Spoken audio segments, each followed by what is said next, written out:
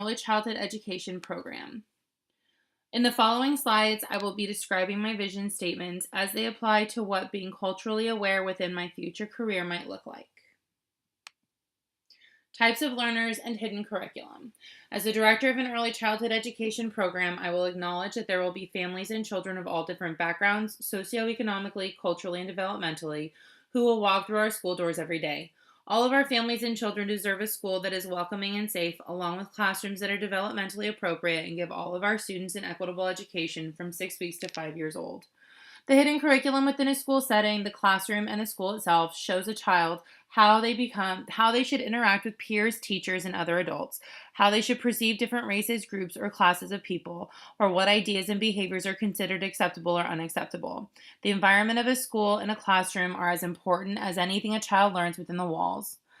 Classroom design, you might think of it as having that much of an impact on a child's academic achievements or overall happiness in school, but it has been shown to help boost children's learning and concentration levels.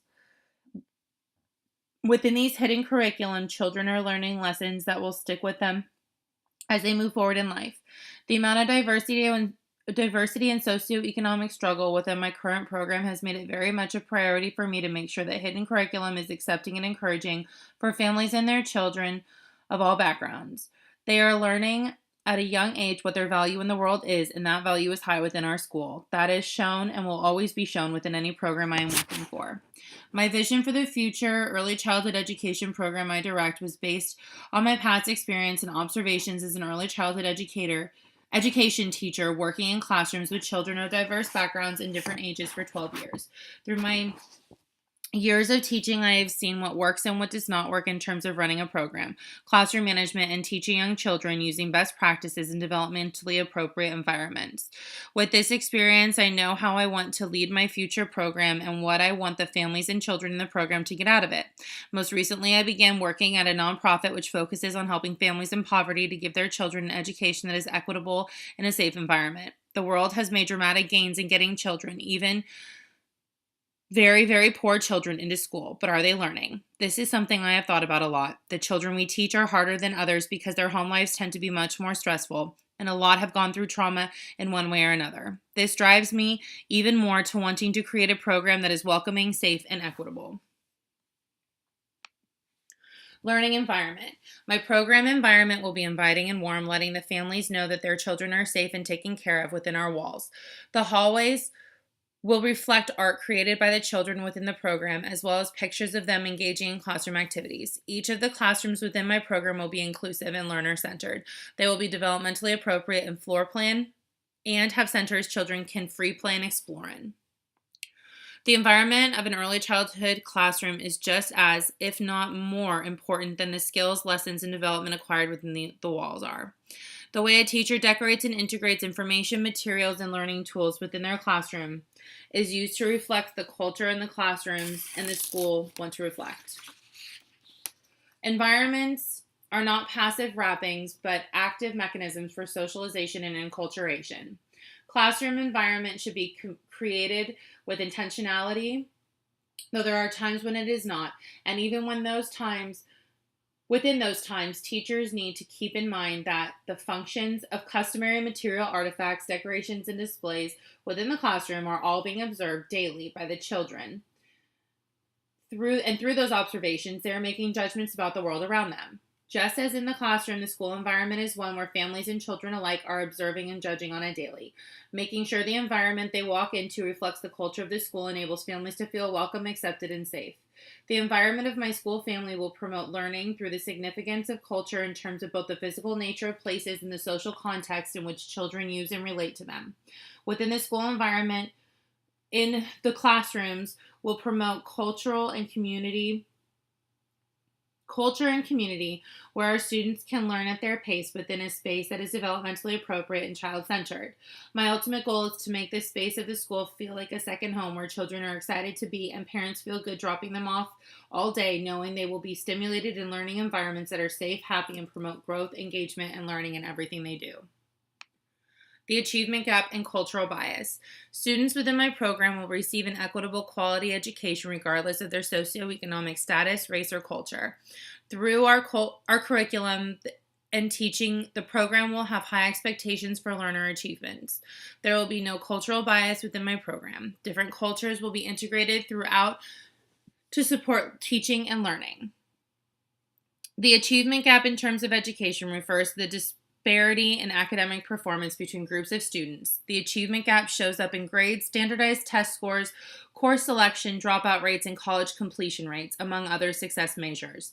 The achievement gap in education has been something that our country has struggled with for years, though we are further away from this gap closing now than we were just 10 years ago. As recently as 2000, the United States ranked second in the share of the population with a college degree.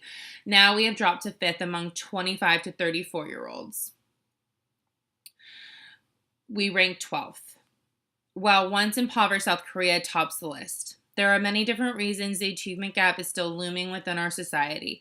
They include a lack of funding for resources and tools. A majority of this problem stemming from the fact that schools receive funding through property taxes. Thus, more affluent neighborhoods, which are more than likely a majority white, put more money into their schools. Another reason is the use of low-track classes over high-track classes within all school curriculums.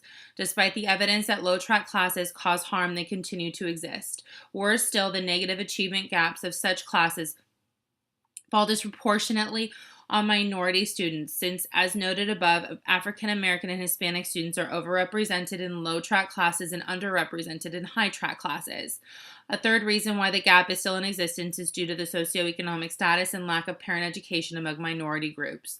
African Americans and Hispanics are underrepresented in colleges and universities primarily because they come disproportionately from households with low income and low levels of parental education.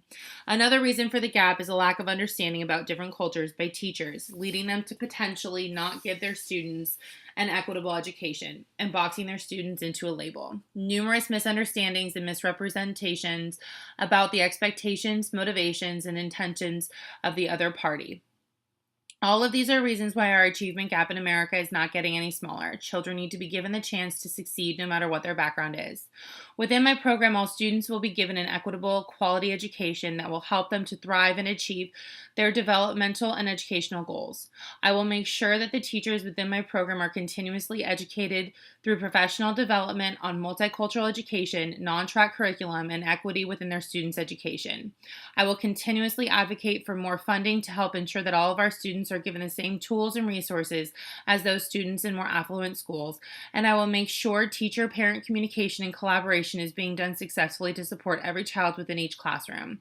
I will also do my best to make sure the cultures of my students and their families are not only represented, but are used within the curriculum and are supported within the best practices of each classroom. Culture as a disability. As an early childhood program director, I will make sure my program and all of the classrooms within it celebrate different cultures and ensure that all cultures are accepted in order to prevent cultural conflict and disability. I appreciate how much other cultures can bring to the program and will encourage all of the families and students to show who they are without fear. Culture as a disability takes up the possibility that every culture, as an historically evolved pattern of institutions, teaches people what to aspire to and hope for, and marks off those who are to be noticed, handled, mistreated, and remediated as falling short. This theory is very much alive and well within schools in the United States through students being boxed in by teachers because of the stereotypes of their cultures, emphasizing the importance of succeeding by any means, causing students to compete heavily with one another, and by pitting all against all in a race for measurable academic achievement on arbitrary tasks. School has become a primary site for the reproduction of inequality in access to resources. Children from different cultural backgrounds are oftentimes looked at as disabled within classrooms where the majority of students are the same. The disabilities they might possess, as seen by the majority as well as the teacher, might depend on the number of things, including what their exact culture is, if they speak the same language as the majority, and so on. As Thurman Alexie understood through his experience as an Indian boy who was supposed to stay quiet when the non-Indian teacher asked for answers, for volunteers, and for help. Due to a lack of understanding, the expectation was that he was automatically stupid because of his culture. Instead of playing into that, he broke out of the box, a hard thing to do when stereotype society and the culture of the majority of people you are living with hold you back, and look at your culture as a disability. Within my program, I'm going to ensure that each classroom is set up to embrace and celebrate the different cultures of the families and students we serve in order to deter any cultural bias and cultural disability. I will ensure that each of the teachers within my program understands how to build curriculum around cultures as well as how to teach children about each other's cultures in order to prevent cultural disability. I'm going to do my best to find resources that will give myself and the teachers a great understanding of different cultures along with a better sense of what cultural disability looks like in order to steer away from it. I will make sure that I am aware and communicating with staff and parents to ensure this happens and that we are doing our best to build a school community without boundaries for any student due to their culture. Pop culture and core rituals. Within my program, I will ensure the use of age-appropriate media within the classrooms to help students better understand culture.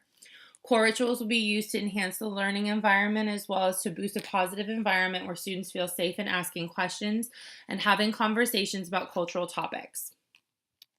The rituals will also be used to promote community and belonging within our school walls. Early childhood learners are exposed to culture in many different ways in today's world. A major way they are exposed is through television, internet, movies, and books. All of these forms of media convey messages which relay information about cultural themes to children from very early ages. As a director of an early childhood education program, I will make sure that the teachers within my program use developmentally appropriate media in order to help their learners understand and engage in conversations, curriculum, and question asking about different cultural themes and issues. Through the use of media, teachers within my program will be able to modify their teaching and curriculum in order to enhance diverse social and culturally conflictive learning and understanding for their young learners. To promote a safe learning environment that promotes community and belonging, I will ensure the use of core rituals within each classroom. These rituals will be used to assist children in times of stress, unite and connect people, create memories that last into adulthood, strengthen the bonds of a school family, and build a strong community. The rituals I will use will help to build up our school family, enable children to make connections culturally, interpersonally, and intrapersonally, and will ensure that everyone feels safe to express their feelings and learn. Knowing that the way we represent classroom discourse is crucial to the direction of classroom innovation, I will ensure that all the classrooms within my program use rituals to help propel the learning environment for the students in order to encourage learning that will develop along with the child. Thank you so much for watching, and I hope that you learned a little something about my career and the cultural awareness I plan to bring to the field. Thank you.